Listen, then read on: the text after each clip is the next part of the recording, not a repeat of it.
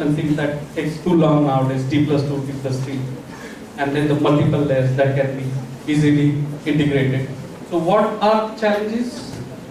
Client challenges that are currently freight logistics involve many different parties, manufacturer, forwarder, same slide that I had spoken to you earlier. Or if Mahindra or Honda or Volkswagen has 10 manufacturers for only one component all over the world, and that one component goes wrong, how do you do the traceability? Across the world. So many brands, so many products, so many different types of vehicles. Imagine the same particular nut bolt is used in so many things. You will be able to trace it. Because at the time of manufacturing, the authenticity was done with the help of distributed ledger. And then you will be able to trace the entire chain throughout.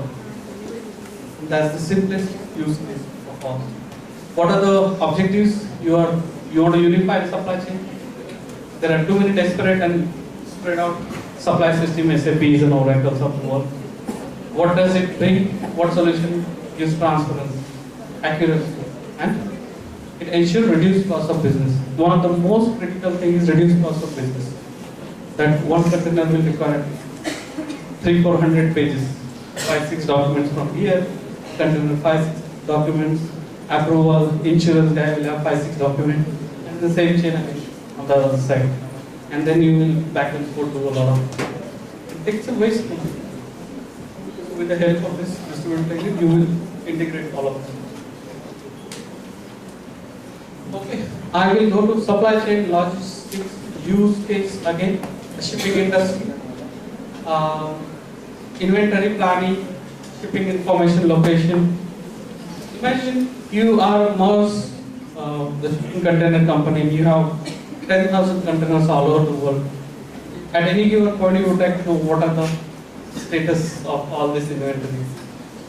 How many containers will be available in certain period, and then traceability and who's available. At the systemic level, you will be able to track, implement, right? With a single shot dashboard.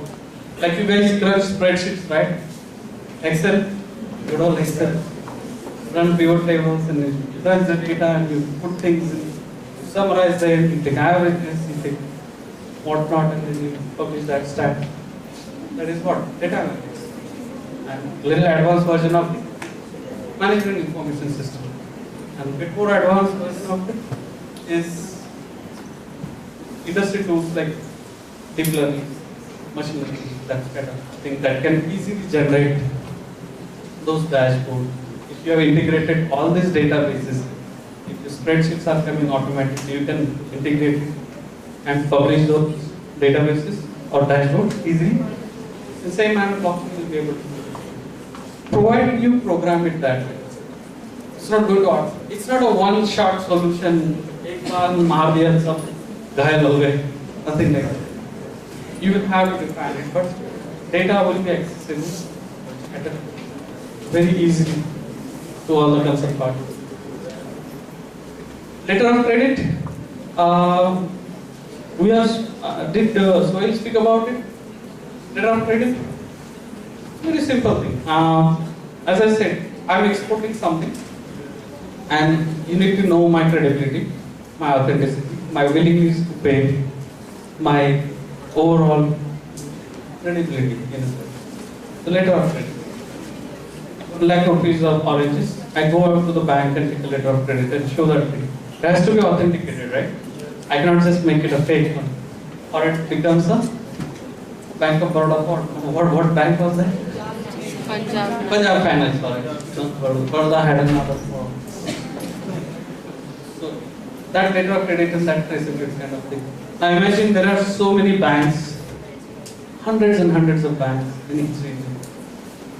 And all of that letter of credit of underwriting infrastructure can be put on a blockchain, so that all of these nodes, all of these banks that have to deal with so many various databases of authentication, of KYC, of money transfer, of escrow, of releasing of escrow, and so on and so forth. It's simply done with the help of a distributed ledger. So it's one of the very useful cases And I have a friend, a good acquaintance, who's doing this in Pune, a company called Bank Chain, and he's renamed it, I think, to Bank Chain. Where there are more than 30, time when I saw it last time, Middle Eastern Bank from Dubai and United Arab Emirates, UAE region, and at least 10 to 15 Indian banks who are part of this consortium for letter of credit kind of integration over the blockchain technology. So challenges, multiple channels used with different sources of funding, consolidate loan lending, syndication of loans. Of course, I'm not going to get into financial things, but syndication of loan is nothing but if multiple parties are giving you a loan instead of one single bank, and there is a consortium of multiple banks that can be easily put and track on this. Have you heard this term, initial coin offering, ICO? How many of you heard? Can you raise your hand, please? Initial coin offering, ICO. Okay, I'll give you a summary of that. So, like you have IPO, initial public offering, ICO is something similar. But instead of issuing a stock, you will issue a kind of a token, a digital token or code basically. Imagine I want to plant oranges on 100-acre of farm. I don't have the money, but I have the technological know-how. I know the supply chains. I have the buyers ready. Imagine 100-acre land I have to lease for 10 years. So I invite investors saying that if you invest, it's 100 acres, so let's assume straight for 1 crore worth of land, and I issue, let's assume 100 tokens, 1 lakh at the time of offer. Well, it's a sensitive issue because I am slightly encroaching on the what? Securities and Exchange Commission or SEBI laws, that the way you issue a public offering or stock or a bond or whatnot.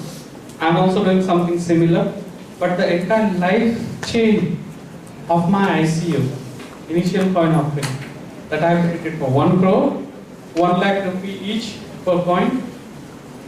So I find out 100 buyers or 20 buyers who want to buy 5 coins each or whatever proportionate they want to do it.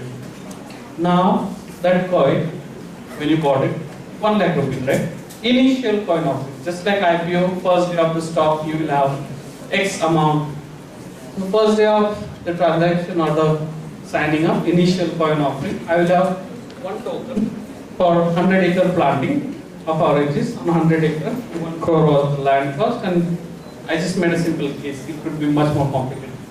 1 token of 1 coin would be worth how much? 1 lakh at the initial. And then I had a harvest, I had a profit, and I expanded and so on and so forth with that money, and I'll get that proportionate amount of return. Now, since you have 1 coin, you also have the ability to sell that coin, either at a profit or a loss or whatever you think, just like a stock. But this initial coin offering is slightly tricky in the sense governments are still figuring out that if you are soliciting money from public forum, that has to be authenticated with Securities and Exchange Board of India, Securities and Exchange Commission of US, or whichever is the governing body. But ICO is also a form of raising capital now, right? Okay. I would like to take a little survey from you guys, just for my own purpose. What do you read? What do you read?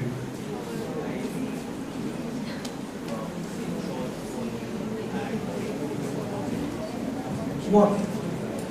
News? What do you read from news? Economic Times. Then give me the names. Economic Times, yes, that is one part of it. Times of India. Yes. Most speculative. What else? Any technology blogs? Any management blogs? Harvard Business Review is free of cost on the internet. Wikipedia is free of cost on the internet. I mean, 20 years back, only the most advanced colleges with the highest subscription amount would have access to that. You can read pretty much everything that is out there. So guy in the Stanford University doing MBA, Harvard doing MBA, and you have as much access to information as those people have now. So there is no way you should refrain yourself from gathering that knowledge. There is nothing that is keeping you off from those things. Of course, Bollywood and Board of Cricket Control, they will keep you off from becoming intelligent, but it's up to you. Right? So, letter of credit, any more discussion required? No, right? Okay, so let's have bank, borrower bank, participant bank, that consortium, identity, permission, syndication, transaction, simplified, right? Instead of multiple people doing multiple things again and again, repetitively, and doing the settlement and reconciliation and so on, taking too much time into that, using too many systems, burning too many resources, doing the same things, can be integrated. Now, I would like to have a genuine question answer session. I'm not trying to fill up time here. So I think I still have, what, 15 minutes to go? Let's have a 15 minutes of Q&A now. I have spoken for what now? 1 hour? 15 minutes? 1 hour, 10 minutes, right? Okay, I'm going to ask questions to each one of you now. Starting from back benches. Let's do comfortable. Sir,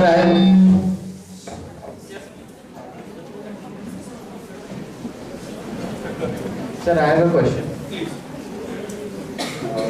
Currently, as you have mentioned that blockchain can be used in fintech, like the financial world. Currently, CIBIL gives this credit score which is helpful to the banks for loan purposes.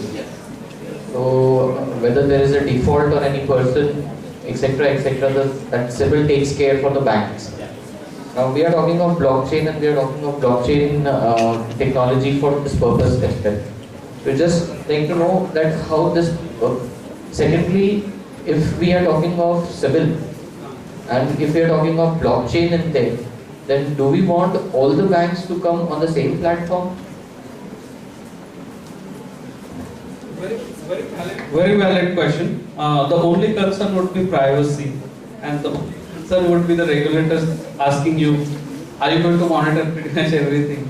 So, yes, your electricity bill, your phone bill, your EMI on your vehicle loan, your bike, car, your EMI, your monthly payment on your mortgage home loan, your pretty much borrowing history is shared and eventually consolidated, and it's given a score on a weighted average.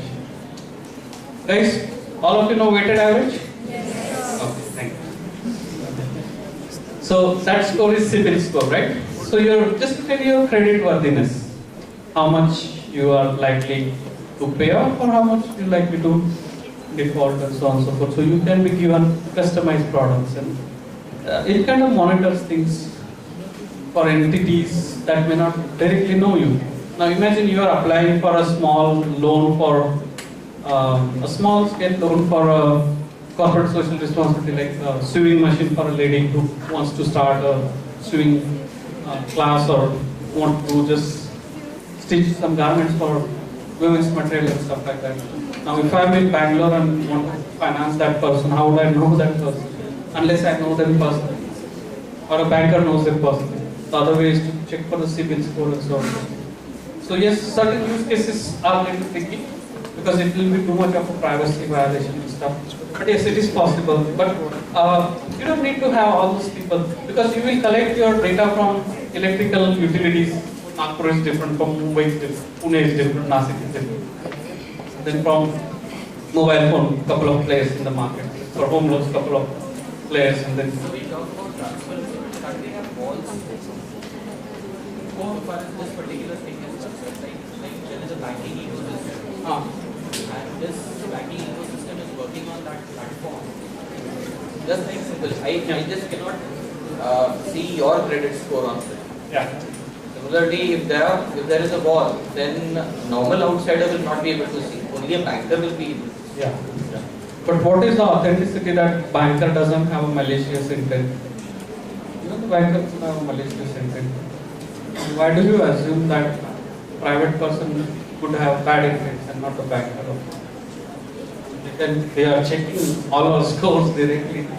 The moment you give them your Aadhaar number or your social security or whatever, they have access to a lot of things. And whether it should be done with your consent, that is what matters. Because imagine you are going for a car loan and you say, yeah, go ahead and check my credit rating. Then it's a fair case. But if I am doing it without your knowledge, then it's a violation. Because then I will know your financial things and that kind of thing, which is not consensus. One of the core case of blockchain or distributed ledgers is consensus.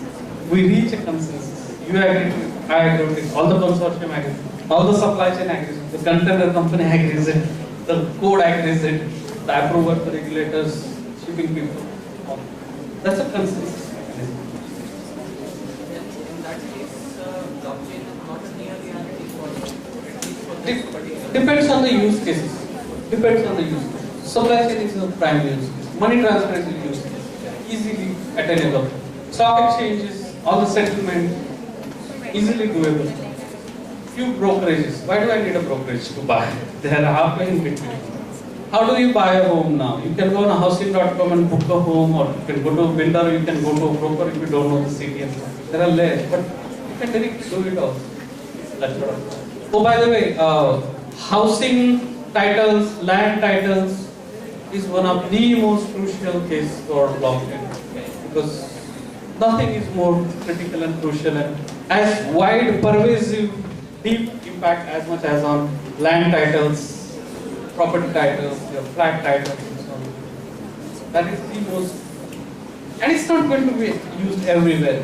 Not all the problems will be solved, like Silicon Valley and Bangalore and all. Everything is now going to, nothing. I mean, there will be so much resistance from the existing people.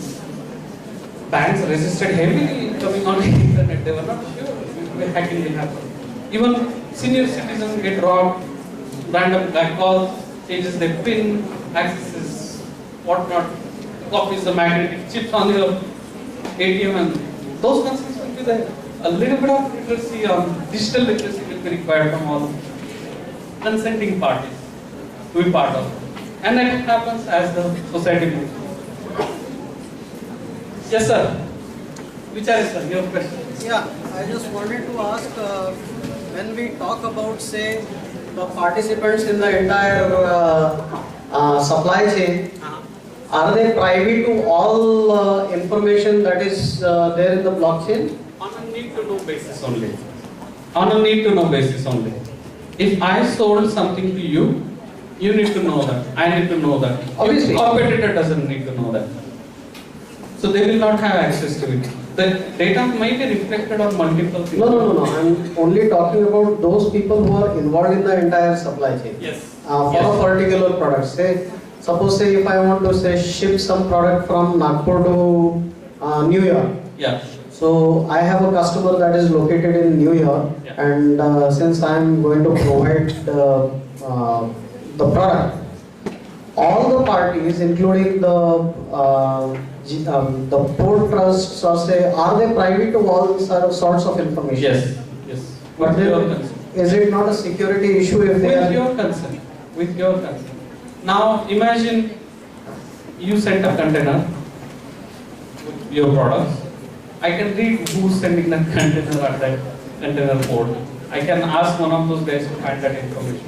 This information will not be made public. This is a permission blockchain, not a permissionless blockchain. Bitcoin is a permissionless because anyone can send money to anyone. This is permissionless Bitcoin. This is permission. You have given an actual consent to the parties who need to know it. Okay. And whether your data can be seen by others and competitors, no. They will not have access to it. That way it's become a huge risk that I will know who's sending what, and then I'll start competing with you on the same product that you're sending. And I will get all the list of your vendors and suppliers. That's why. Okay. Again, related to this, is it being integrated with the ERP and other software that is prevalent in the industry? Because Yes. traceability is one issue, but then real-time Tracking and all that. Yeah. tracking. Any new technology that comes, any new way of doing things, this distributed ledger is nothing but a database, a glorified database that is distributed, accessed by multiple people, consensus is reached, the transaction is stamped, encoded, hashed, and parked permanently on a server, multiple servers, hundreds of servers. That's why you cannot tamper with it. But the same thing can be applied with the ERP people. ERP systems are some of the first people who are going to get threatened by this. That's why they will implement their own process. They will be the first to get threatened by this because it's a new way of doing things. If Paytm is using too much money transfer and HDFC is not getting anything, it's a risk for HDFC. They also do transfer. NEFT, RTGS, IMPS, Kabutar ke paas bhejo paisa, I don't know. But then someone else does it better, faster, cheaper. And even Paytm will get threatened by digital transaction. I don't need Paytm, I don't need HDFC. So currently, is it expensive or it is cheaper? So technology is complicated. Acceptance is lesser in the sense that you don't have a network effects yet. Your vendor doesn't like to implement. He has his own system. You paid a lot of amount to implement your last ERP 3 years back, and you said, why do I need my depreciation model or amortization model of this particular software is at least 7-8 years. Before that 7-8 years, why should I go to new system? Let me see if the industry implements it. I will also go and implement it. Wait and watch kind of thing. So early movers are there, new companies are there, and new technology, new platforms bring new winners.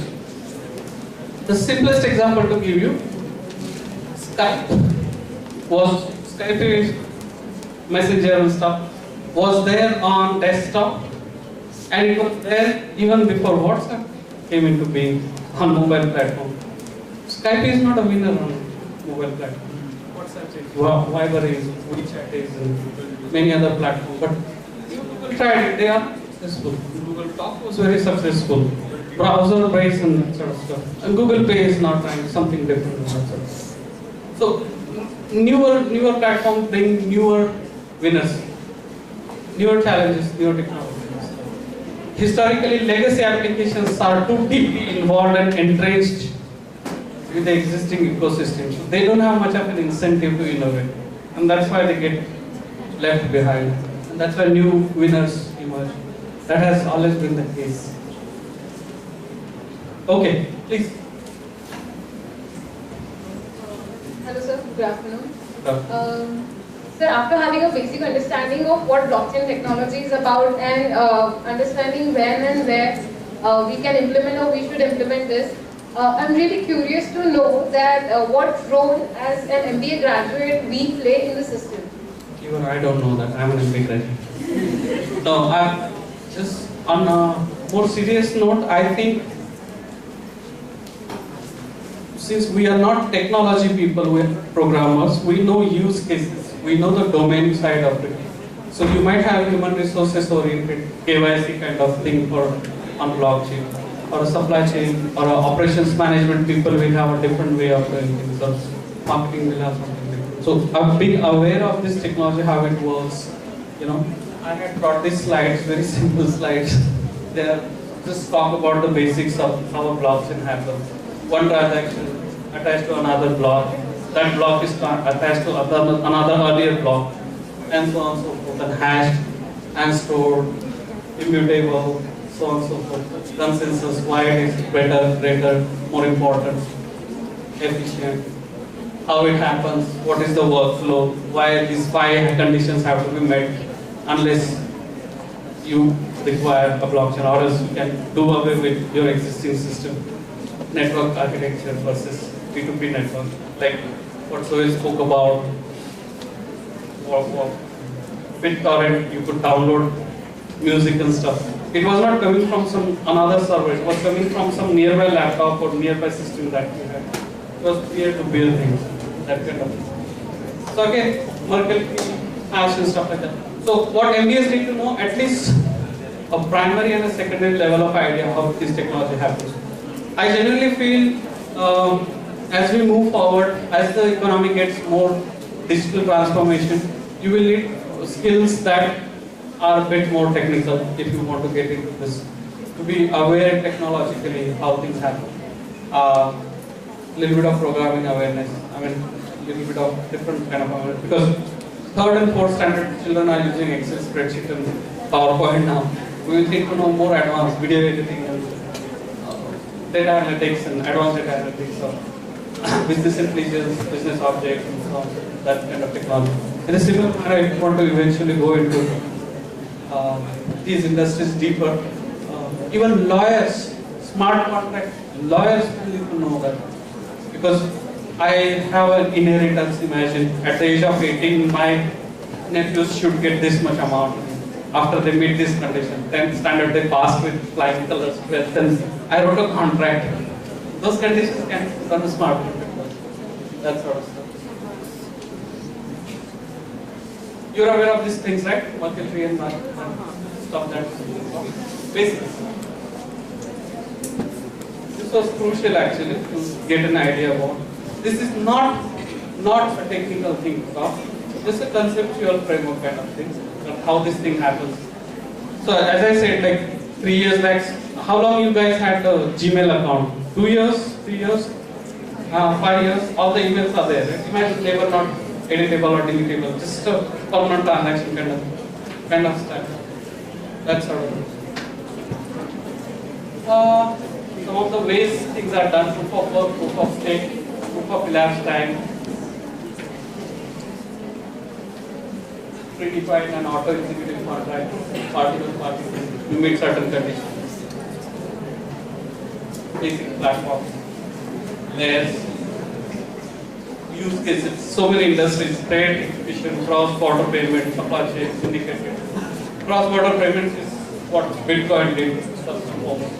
Centralized KYC, Aadhaar will be utilized in this, because Supreme Court has given a mandate that Aadhaar cannot be directly utilized by private parties. They can't demand it, and then they will have to do something more unique in putting these use cases in place. Asset registries, your property title, your vehicle title, your land title can be put on that. Stock exchanges, the equities, settlements, derivatives, mutual funds, bank guarantee. So, a lot of use cases, a lot of platforms. So, I think I will stop here. And one last chance, any question as such? I am 5 minutes inside, please. It can be used as you said, it can be used to check the honesty of the product. Suppose you're exporter of organic vegetables and something kind of like that, and I'm the consumer. But what if I just want to verify that the product that you're labeling as organic is organic indeed or not? Yeah. So the people who are authenticating that will have to be honest enough. yeah, that's what is my point. Imagine I borrow bhendi from you. You have 1 kilo bhendi, 500 gram is authentic, or 500 is not. I checked in the sample, statistical sample, and found out that yes, it was mixed. But what if I, as an approver, still say yeah, it's authentic? Yeah, so how can we just minimize that error with the help of blockchain? That's the human intention. How do we monitor the human intention? We have to find people who are not corrupt to implement the system, right? Okay. And so my next question is that as you said that if you just want to export or just for an example, so if I just want to track my ship and so and so container is in so and so sea and sailing, but what happens if the air conditioner goes wrong? Yeah. I get to track it, but how do I check it or make it correct by the time with the help of blockchain? Yeah, so since the shipping company, the carriage forwarder will also have access, the shipping company will also have the access to same thing. It will also have some triggers saying that this container, the Internet of Things that you had put and the temperature that sensors you had, it will give you what is, why would you put something? I mean, if you put a security camera on campus, that bike should not be stolen here. Someone has to monitor it, right? Yeah. So in the same manner, someone will have to monitor it, not physically, but at least the data that will transfer on the dashboard saying container number 1 to 3 has something written wrong. So I will just call the sheep, go to the captain or the officer person on that sheet and say, go and check this something wrong. That is the way you implement the system. It's a matter of how do you implement the system. Right? Yes guys, I will give one option further back. Anyone? Why? Now I'll ask questions to everyone. I'm just joking.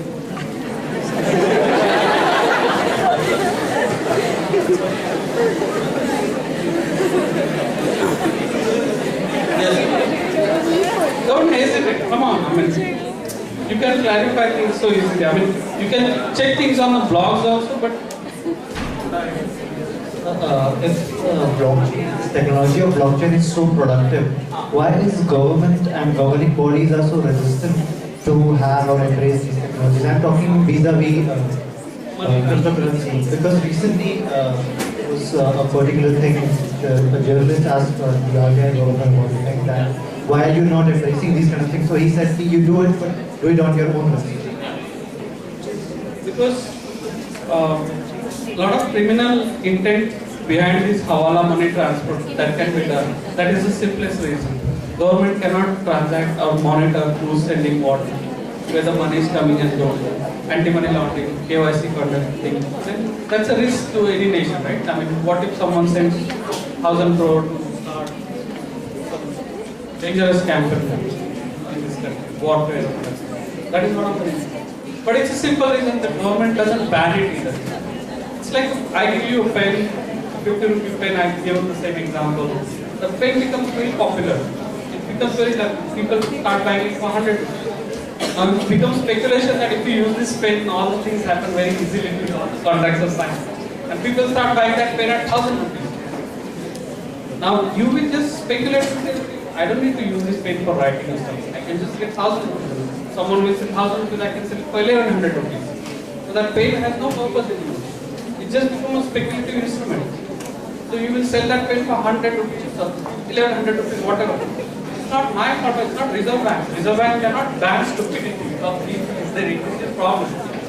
But if that pen becomes too speculative that it goes as the whole system, or all the pen market goes out of business, then they will have to implement some rules saying that no, this is speculative.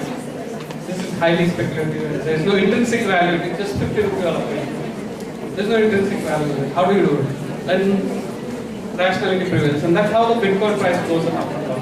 Because it's purely a code that has been hashed and mined and with certain algorithm and computational power and consensus and only limited number of things and the whole drama of Satoshi Nakamoto and Genesis Code 2008 and 2000.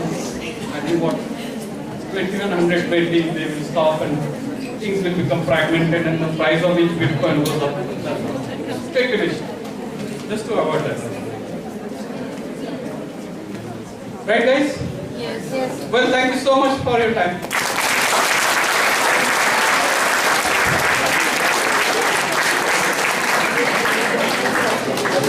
I would like to thank you, sir, for providing us the insight of the applications of blockchain and smart contract model. This dynamism will surely going to help us in our careers. Thank you once again, sir.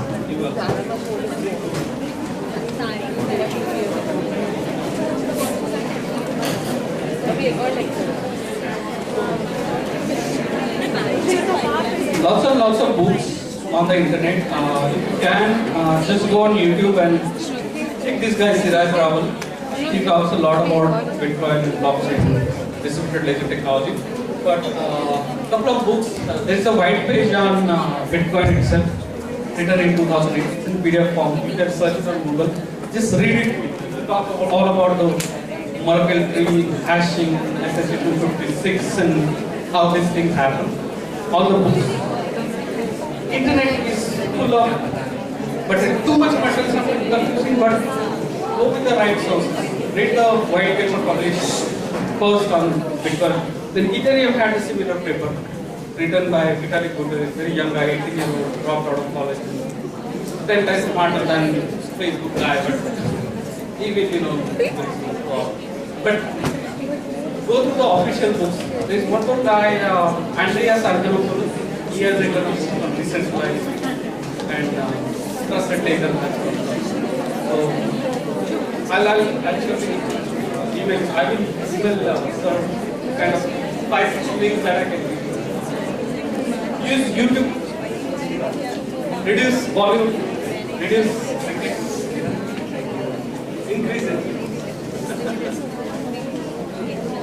Anything else, guys? Thanks.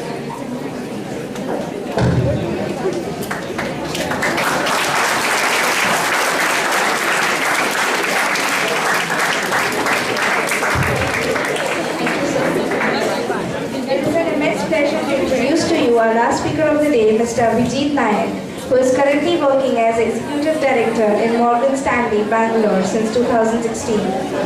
He has a total work experience of approximately 30 years, is an industrial engineering graduate from Nagpur University. In 2018, he became India Head of Data Analytics, Artificial Intelligence and Wealth Management Data Technology at Morgan Stanley. He held a succession of leadership positions at Merrill Lynch, Bank of America and Pennington MJ. He implemented next-generation financial planning tools, platforms, including RoboAdvisor for Merrill Lynch.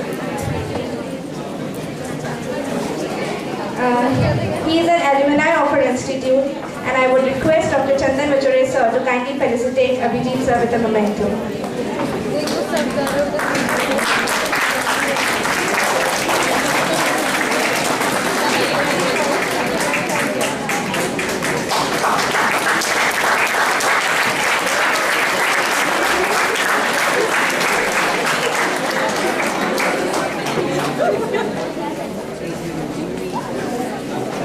Now I hand over the session to Mr. Abhijit Nayak for making us familiar to the use of blockchain and cryptocurrencies and BFSI.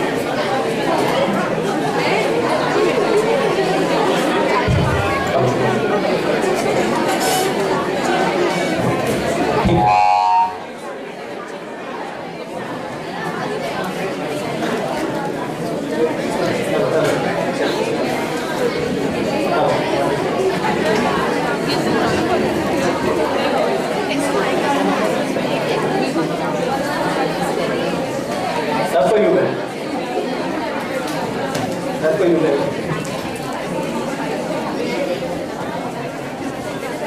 Okay, everybody tired? Need a break? Yes. Okay. How long? 5 minutes? You guys will be back in 5 minutes? Yes. Okay, take a break 5 minutes. We're sitting further from us.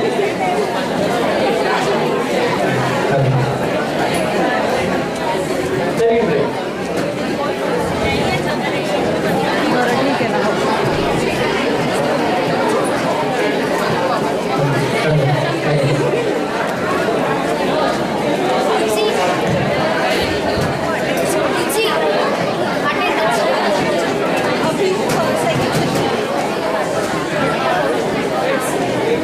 Rubber टूट गई है